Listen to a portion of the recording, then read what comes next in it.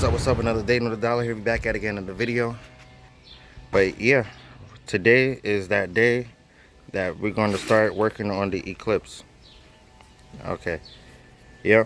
So today is that day that I'm gonna be working on the Eclipse, getting everything situated, getting everything started. But today the video is just gonna be a how-to video because I already showed you guys how to drop the transmission. But this is gonna be an up close front video, how to remove the throwout bearing, getting release from the clutch without taking out all the bolts off the clutch and rotating the motor just to get it relieved, the transmission relieved. So what I do recommend is starting this off first. That's the hardest step.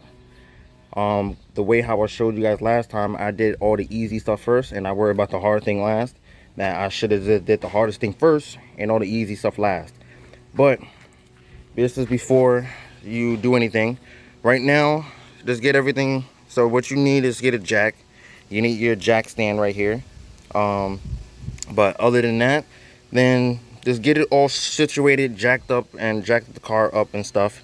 But other than that, what you need to take off is radiator has to come out. Sometimes it is what it is and it feels like you don't really have to, but when you in there, you don't really have that much room because the fork is like right there. It's kind of hard to see, but it's like right there with the transmission where you can leave it at. So the radiator had to come off. The front motor mount bracket and the full motor mount has to come off too as well. Other than that, intake has to come off just to get some clearance and some room. But other than that, then just the hoses, you only had to take this fully off. You just really can just rotate this up, just get it out the way. If you want to take it off, that's really up to you, but you don't really have to. But that is pretty much it. So let's get the video started. All right, so now we got the car on the jack stands. It's all set up, as you can tell right here. So these are the tools that I do recommend that you need just to get the throwout bearing relief. Number one, impact is not needed, but it will help when you taking off the motor mounts bolts. It will just be a little bit easier, but you're not going to be using this tool as much, and technically it's not needed. What's really needed is the most important tool. You had to get yourself a flathead that has these like it's a square, like just squares it off at the edge. Some flatheads, mostly all, is round, so you can't get like a wrench on there. So you need this so you can have leverage. And you can get a regular wrench, but I do recommend go to Harbor Freight and get this Pittsburgh adjustable wrench, and it actually extends. See? Yeah, and it extends back. So it's really a good tool to use, and especially electric wrench. Again, it's not needed, but it's very helpful. The one tool I do not have that I want to buy, they actually have an impact electric wrench. So it's like this, but not as powerful as this, but it's a slightly more powerful than this, but it's like almost the same torque rating, but it just has an impact feature so you can kind of get it out. As in this, you have to crack it loose and then zip it out. But sometimes if it's those small bolts, you can just click the button and it will just come out. So this is the first step that I recommend to do. You got to drain your coolant. So take off your radiator cap. Hold on. So this is a crazy fact. It was very funny. Before, when I started recording this, I just jacked up the car and I just kind of started getting everything kind of situated out. And after when I jacked up one side up, I see a rat that just came out of nowhere and just peeked his head out like that and ran right underneath the car. So pretty much I did clean out the inside underneath here before it started getting warmer. But I had this stuff underneath the car, so he probably had, this was his home and his nest that it was looking like. It was a little baby, so I don't think it wasn't like, I think he probably ran off somewhere over there, honestly. But it's crazy that I didn't think we even though this is New York with Long Island, but you barely even see rats running around. but probably because I never had a car sitting down for a damn year, but almost a year. All right, so I definitely do recommend get this tool and this jump box. This jump box actually saves life sometimes too. And this is one little tip. My bad, I'm doing all this extra stuff. Jump boxes, I really do recommend. Let's say if anybody else have a jump box and you see somebody, like let's say if you have a jump box and you see somebody broken down, I really do recommend use the jump box, because I got into a lot of situations that some cars was really so messed up with some electrical issues that literally when I tried to try to jump their car, it was something was totally wrong. It was an Audi, and that scared the mess out of me. Don't jump an Audi in the future, people. All right, I need to get an extension because it's a little bit too far down, and I lost my small one, so I only got this one. But it is what it is. Doing this all in one hand. Content for you guys.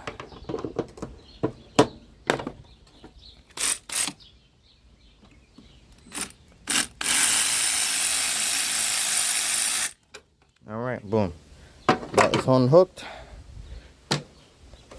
Oh, and by the way, I said this in the last video, but map sensors. So before I even show you the code, even though you just saw it, so pretty much they have 3 different map sensors for the 2003 Mitsubishi Eclipse. They have the 4-cylinder, they have the GT that has this engine in it, but then they have the GTS that has different internals and a different intake manifold. So when I was buying the map sensor, I bought the wrong one from somebody else. 501 map sensor is actually for a GT. It's for a Mitsubishi GT with this motor, but the compression is 9-to-1 and this one is 10-to-1. The GTS, I think it start with a 4, but I think it's 486 or 485. And I don't know, the 4-cylinder is like 4 something. It's very low 4s. It's very low 4s. But really, you just have to make sure with the GTS and the 4-cylinder, you just have to make sure you don't get the wrong one. Because sometimes when you get a map sensor on Amazon, it would say it will fit for this car. But the thing is, this car has the same map sensor, but the same design and everything. But it uses 3 different type of ones to run this computer. That's the craziest part about 2003. I really wish maybe in the future I can make this a little bit up to date, and I don't have to use this big giant box. I can use the one of the little sensors that goes like that, because it's a little bit more, you have a lot more airflow. And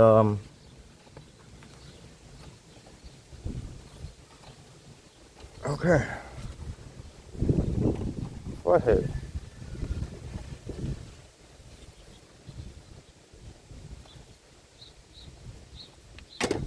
Two hands.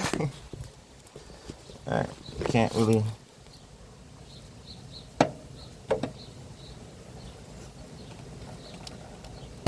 There we go. Sometimes. Oh, there we go. Almost dropped you guys down in the engine bay. Whew, I didn't take this thing off in a while.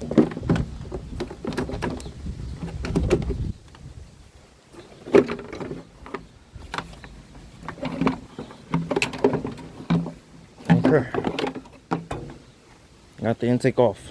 Put this off to the side for right now. Let's put this on top of the car. I need to rewrap this roof, and I need to do everything for this car. All right, so it's looking like all the coolant has been drained. So we just leave that there for a little bit. Squeeze the hoses a little bit, but pretty sure the coolant should be automatically drained. We got everything situated out right here. I probably might take off these mounts for the filter, just because when I'm in this room, my head would hit this. So that's the only reason why I need to take this off. Other than that, then it's just to work smarter, not harder.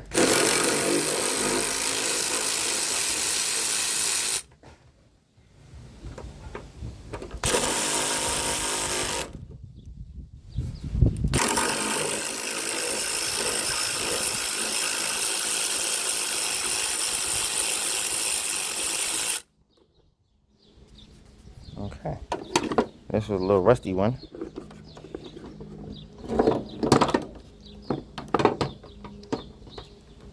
Alright, we just leave that. We put that back.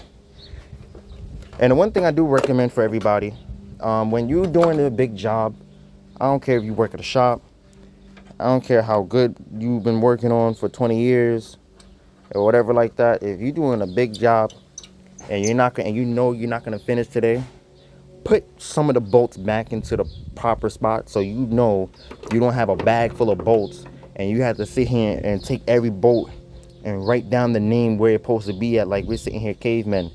You know how long it's gonna take to write every single bolt so you can memorize what location where it goes, and all you had to do is just when you take it out, put the bolt back into the original spot like this. So my bad for the sun. There's a lot of glare today, but at least this camera's pretty dope. So let me try to get this thing out and then yeah, finish up. Okay, so after when you get the intake off, the filter tray off, so, and then you got the radiator drain. Now the next step is to remove the hoses off. So you have a clamp right here. You got, well, technically it should be another clamp, but I have that on there. I have 2 of those on there. So, and then you have these 2, these 4. Technically I have 3, but, and I have a zip tie that I have to cut and get another strong one. By the way, if anybody, this is a question, if anybody knows where to get a new radiator bushing at for this 2003 Eclipse, like a brand new one, not a used one, not nothing. I don't know if they use like a I don't know, like, you know how ball joints are that you press it in and stuff like that. I don't know how this is probably used, but if you guys can find something and know where it, like, you know, put it in the comments below, because I really do want to get this back new. I'm talking about all of them, the one on the tops and the bottoms. But if not, I really do appreciate anybody who's really attempt to try, because I did try in the past and I couldn't find it. But if anybody else do try, I really do appreciate it. And if so, put a comments, or you can email me. My email is right on my channel, you will see it right on the top of my channel, so you can email me too as well. But yeah, so let's go and get this thing started and take off these brackets off. And I believe these are 10 mils too as well. No, it's not. It is a 12. And I don't have a 12 because I lost all my 12s, but I have one that's in the trunk. So I guess we're doing hand ratchets today, because I broke a couple tools. Yeah, I broke a couple tools. Nah, I can't use none of these. Yeah, I need to get one of those adapter pieces, and those pieces always break sometimes. I think I just need to just invest myself into, I just had to invest myself into more sockets. All right, I probably have to push this one.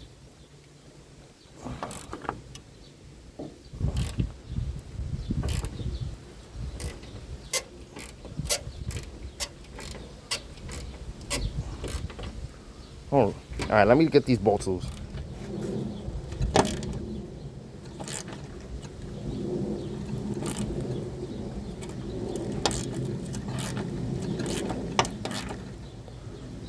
Jesus Christ.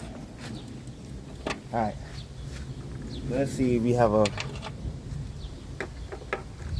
socket for this.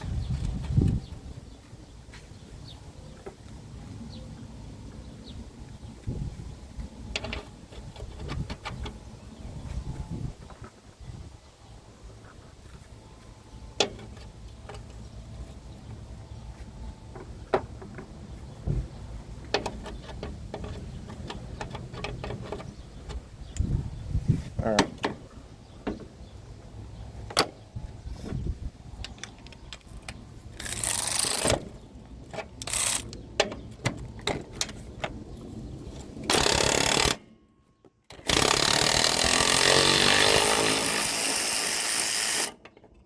Jesus.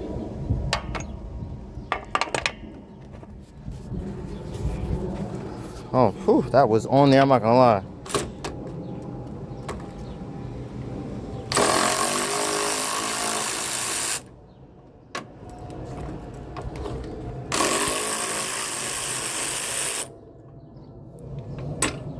Okay, so take off the brackets. And what I like to do is flip it around for the time being, because last thing I need is to lose these brackets. Put it go like that.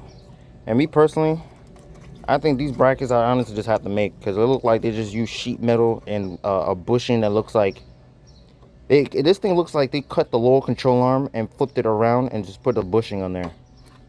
That's all it just kind of looks like. It looks like a lower control arm, like just cut really. Like, if you see what I mean, it looks like it's just cut in a weird angle, but it looks like it's just a part off a lower control arm. I'm gonna leave this alone. I'm gonna leave this on the side, just because the zip tie is on there, and I don't want to cut the zip tie. Oh, I don't have to cut the zip tie because I have a piece here, so that's even better. Thank God about these zip ties.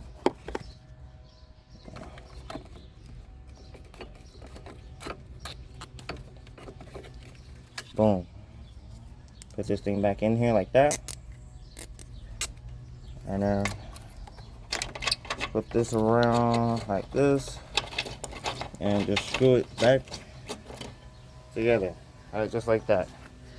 Just getting everything kind of good, because again, I'm not planning on rushing on this car, because number one, I have a whole lot of stuff I had to fix. I just want to get running back on the road and just do a little bit of stuff, and just whatever it is, maybe I can get it back on the, get it back on the road. Get it back on the road. Time I get the transmission, maybe I might register it and do all that stuff. Or me personally, what I probably might do is, before I get it back on the road, there's a couple things I need to do. Because the time I get it back on the road, I need to fix everything to pass inspection. So regardless, whatever the transmission is, I had to get the map sensor, I had to get an O2 sensor, I had to get an O2 sensor bypass, because my cats are bad, and I'm not replacing those until this car is 25 years old. So I can take those things off, and get some headers for it. So that's the reason why I'm not doing all that stuff right now. Me personally, I think those headers are going to be terrible, me taking off. And I already know one of those things is going to snap on me. But we getting lost track of things. So let's just you have to take off this. We take off this right here. And so since everything is kind of cleared up, besides the radiator, and the radiator is ready to take out, other than that, it's just the hoses that I just had to take off. But before I do that, let's remove this.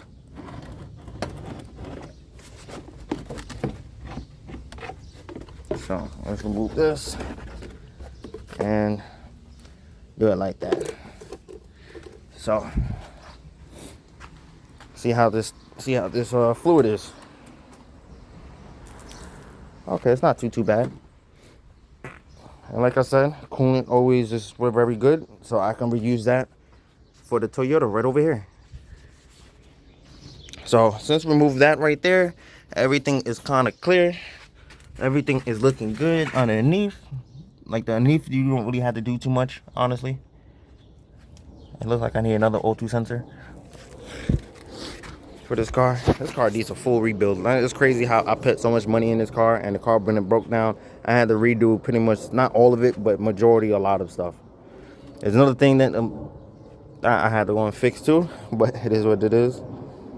So now let's get pliers and take this off, and go on the bottom, take some pliers, take that one, and take that one off.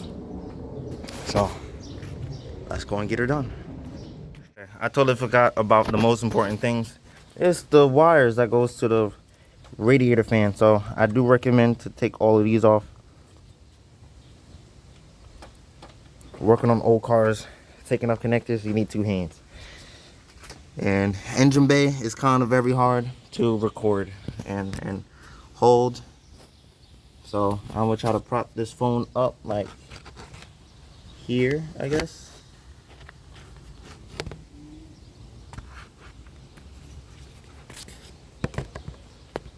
Okay, I think that's the best view I can get right there.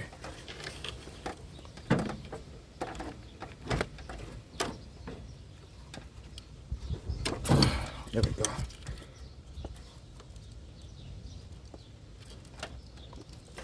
Okay, sometimes taking off things, it'd be a little bit too hard. Not hard, but sometimes when you use those really stuck ones, it kind of hurts your hands a little bit. But when you use pliers trying to get off a connector off, you just have to be very careful. Just not really careful as in don't squeeze too hard.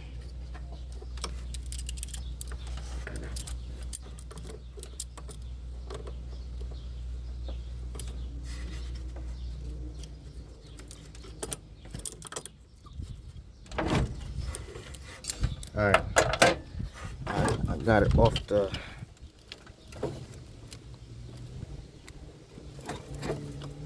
Alright.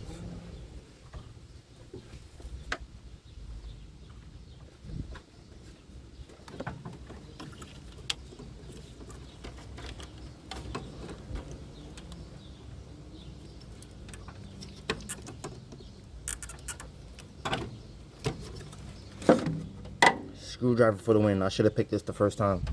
I had it in my head to go and do it, to go and grab it, but alright, let me pick this up real quick. Let me get a good angle for you guys. By the way, it is a very hot day today.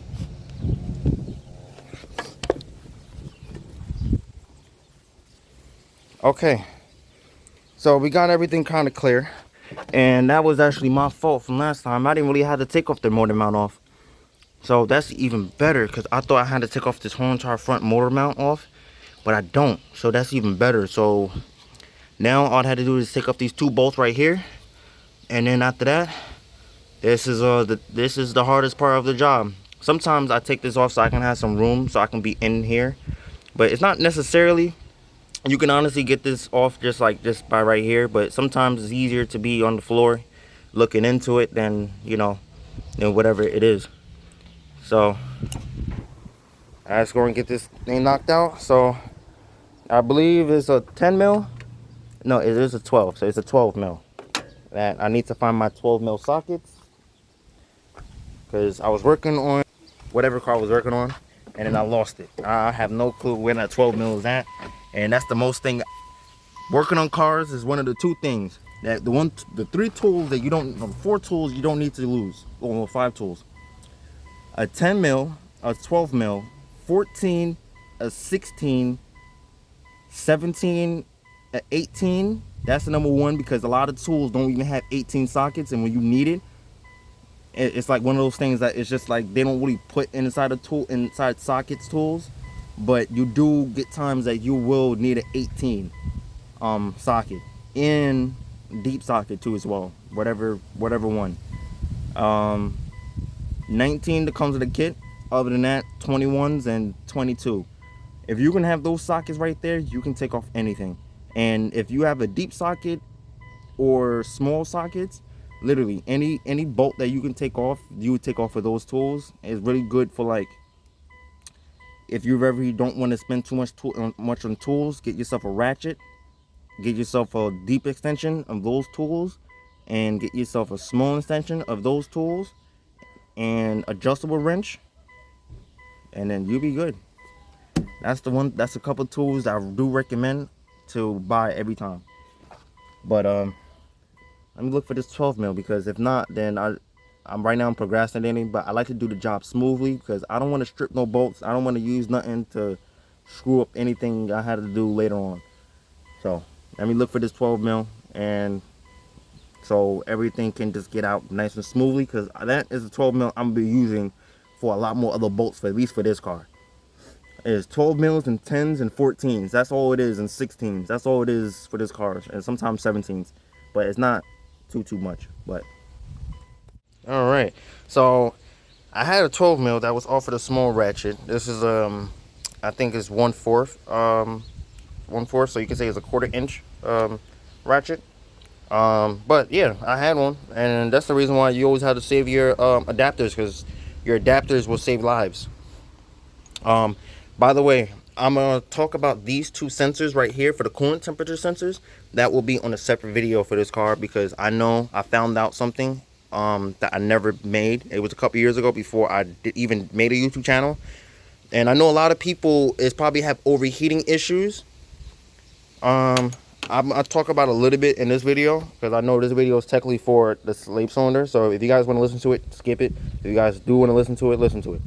So they got these two sensors. They got the coolant temperature sensor, and then they have the coolant temperature sensor gauge sensor. So really the name is probably, that part is a little bit different, but this one is a coolant temperature sensor. So this one reads the coolant, that's the temperature of your coolant. This sensor right here reads it off the gauge. So they have two different sensors. New cars, they will have all this in one. That's how new cars would do. New cars will have all of this in one. Older cars is maybe a little bit different. But if you have overheating issues and you change your thermostat, you know you have coolant, you don't have an oil leak, the car is running perfectly fine. And if you wanted to see if you got a head gasket, pull your dipstick. Yeah, pull your dipstick. So, and if you don't really have no oil that's on there, like, well, oil as in it will be milky color, then you're good. Other than that, those are the 4 symptoms. Because other than that, if you have a head gasket problem, it's A, is you will see milky color inside your oil. B, it would be a misfire. Or C, you will see bubbling in the coolant system that coming out the radiator cap. Sometimes you can replace the radiator cap, that will cause it. But if you still replace the radiator cap and it's still doing the same thing, then yeah, in the bubbling situation, and there's a lot of bubbles, and even though everything's bled out, yeah, you have a head gasket problem. But if all those symptoms is pretty good and you still have overheating problems, change these coolant temperature sensors. Go to Advanced Auto Parts. Don't go to AutoZone. AutoZone is very terrible for Japanese vehicles. So if anybody have a Honda, the Mitsubishi, the Toyota, Hyundai and Kia is technically Korean, but it's still Asian company. Other than that, we don't have any Chinese vehicles besides the moped and bikes and stuff like that, but you had to buy those online for parts. But if I got everything kind of situated, all the Japanese vehicles, I probably missed a couple.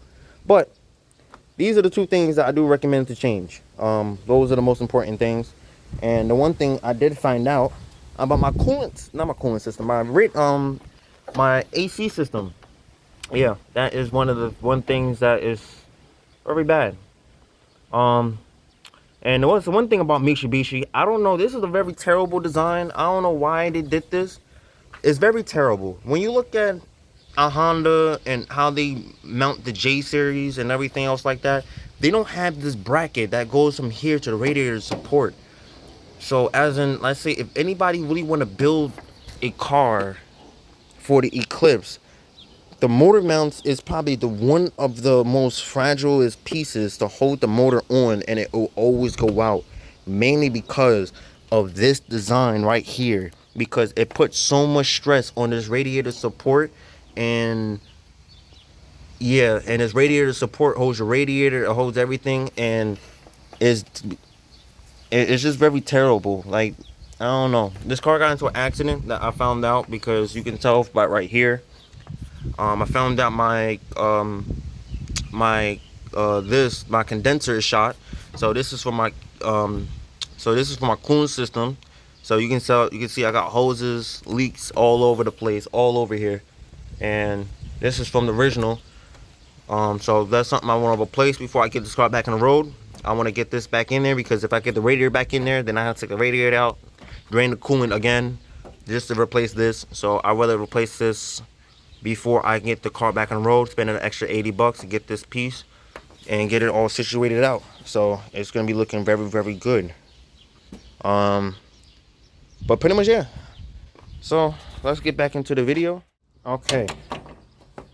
So now we got let me zoom in for a little bit so you guys can see a little bit better. So now this is the most important step. So right now, this is a couple things to get out the way. you gotta, I recommend getting this out the way. Okay, so I got some of the bolts out. You got the slave cylinder out, and we got a couple more bolts that I'll probably have to drop onto the side over here. Because sometimes this will be in the way. This slave cylinder, I don't want to bend it too much because the wires. All right, so let's do this.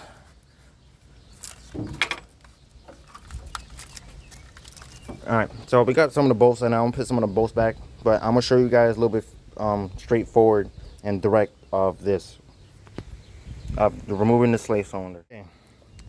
So I want to actually show you guys this. Okay, so now we made it to the step that this is a step to start taking off the throwout bearing and get it relieved from the transmission.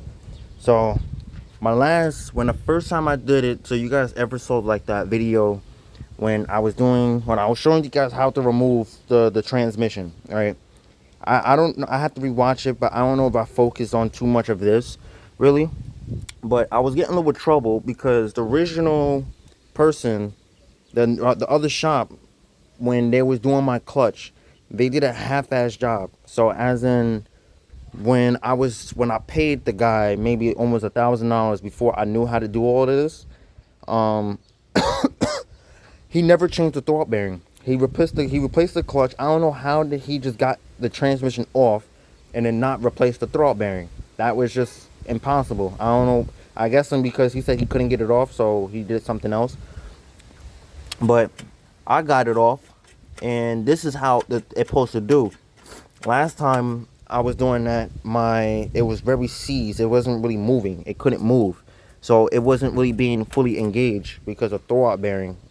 It wasn't being fully engaged. That's how my clutch went out, because he didn't replace the throwout bearing. So this is what you have to go and do.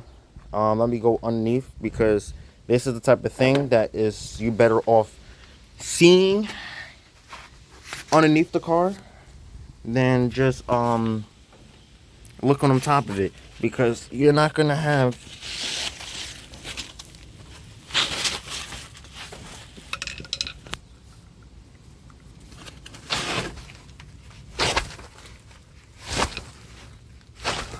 okay. So let me see if I can turn on the light on for you guys so you can kind of see.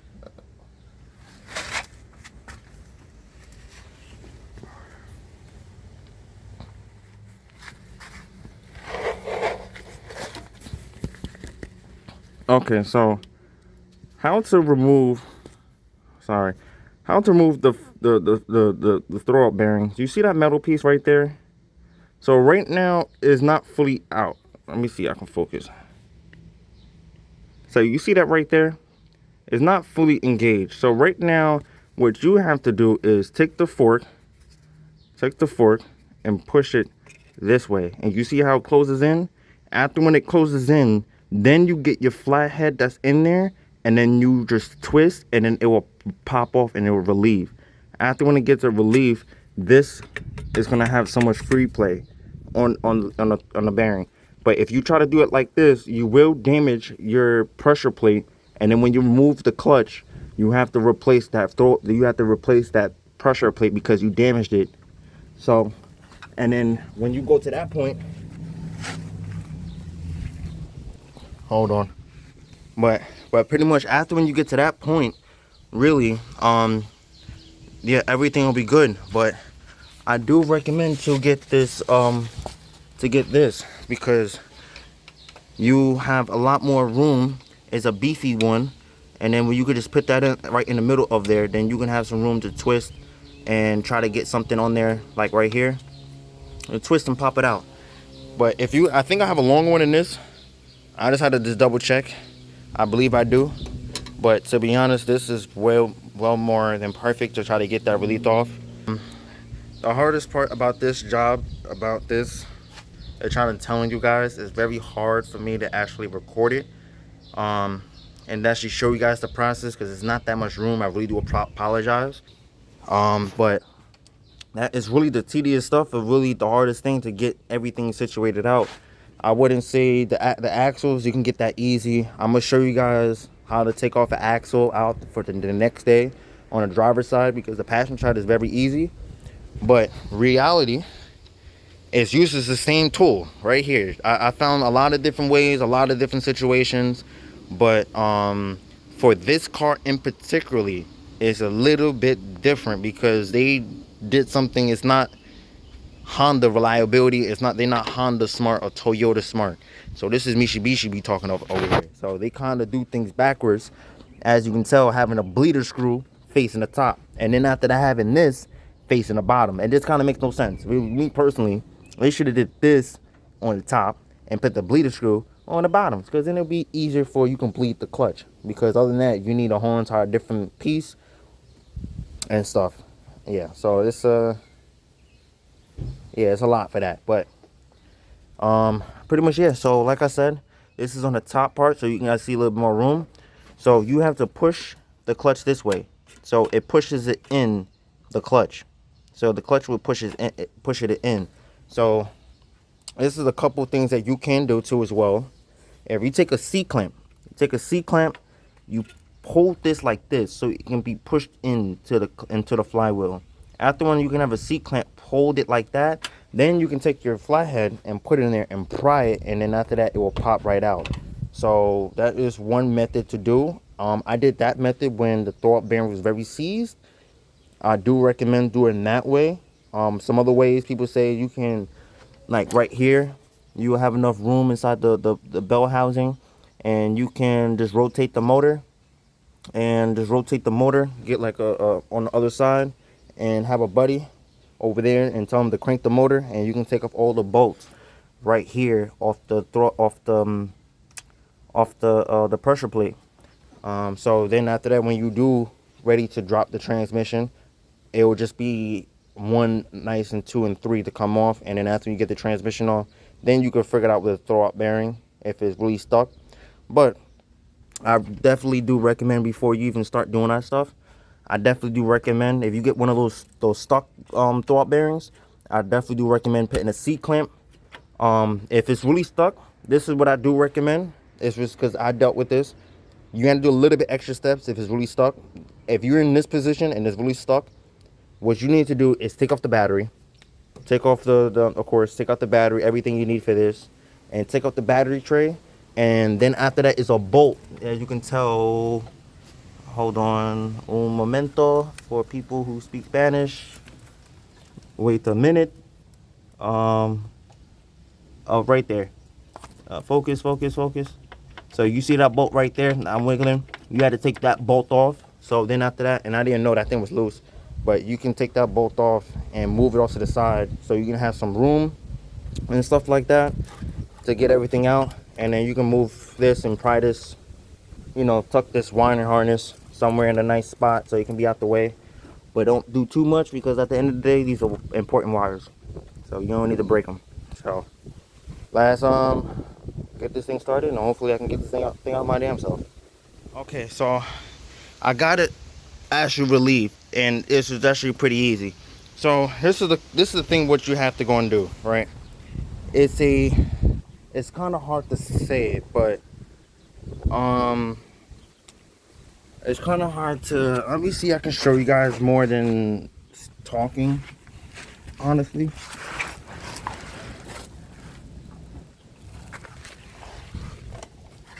Yeah, I want to show you guys more than talking, but it's very hard to see. But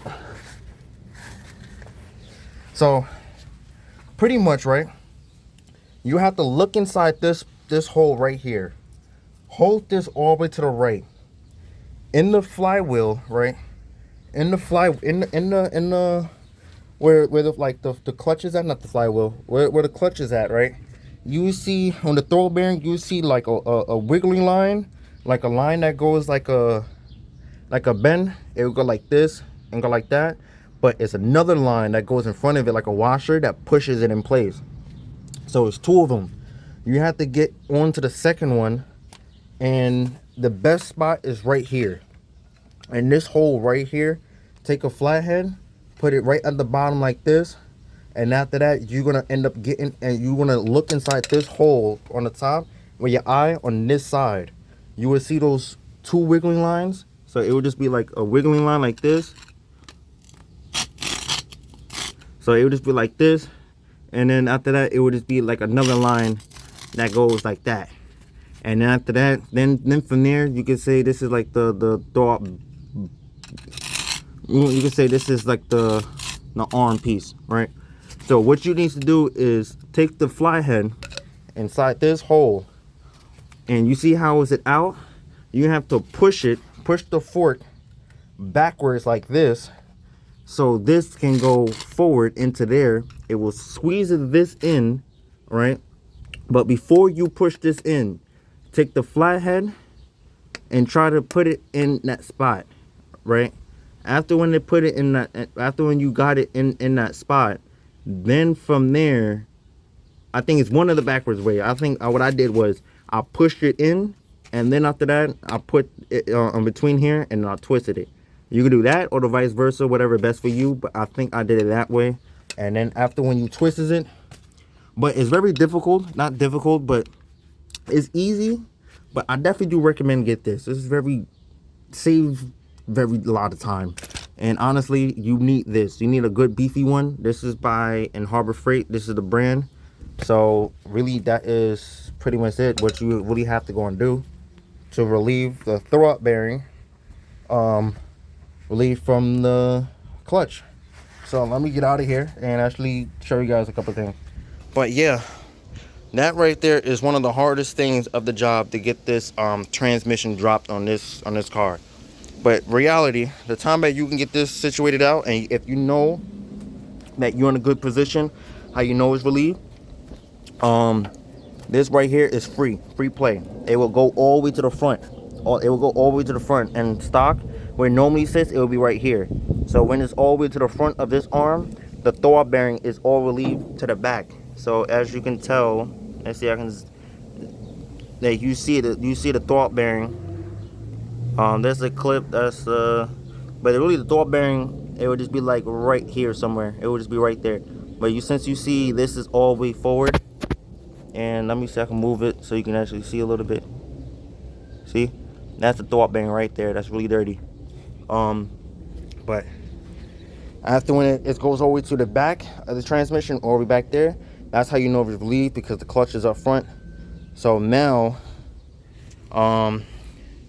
you're all set. So right now, since you done with that, you got everything situated in the front. So the next step I definitely do recommend is going to the axles. So I have a lot of time today. I didn't think that I would get that thing relieved so quickly. I'm not even gonna lie to you guys. So I will pretty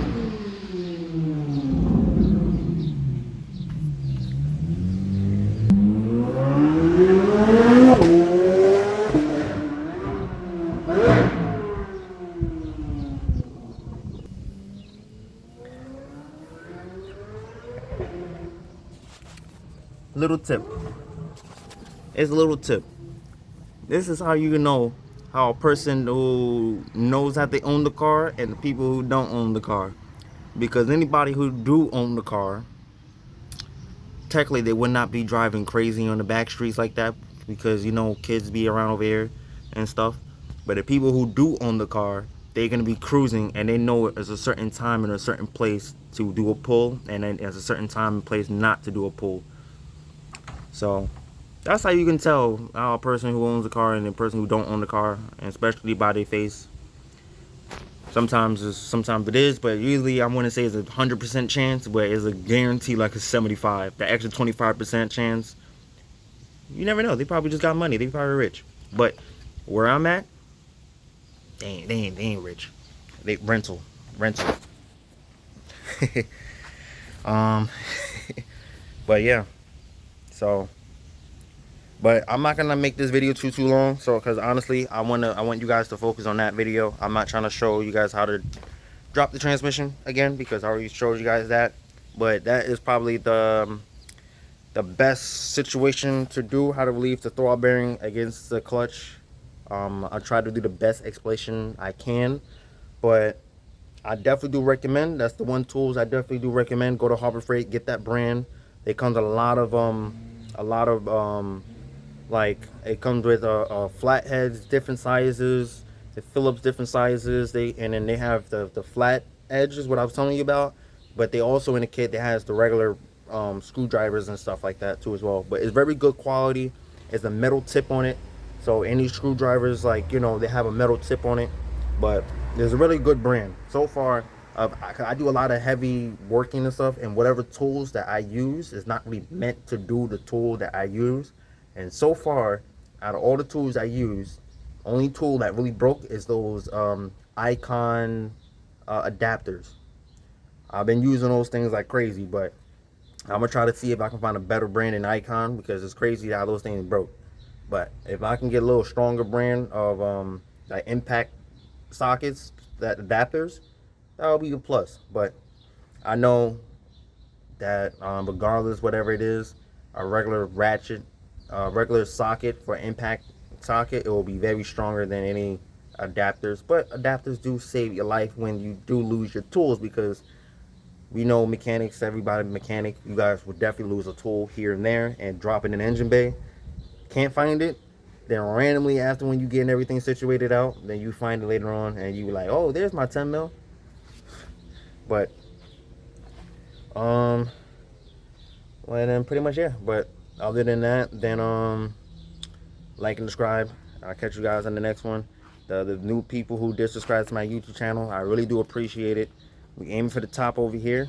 But always, Jesus is king. Always stay peaceful. Keep your mind straight. Whatever you got going on, stay focused.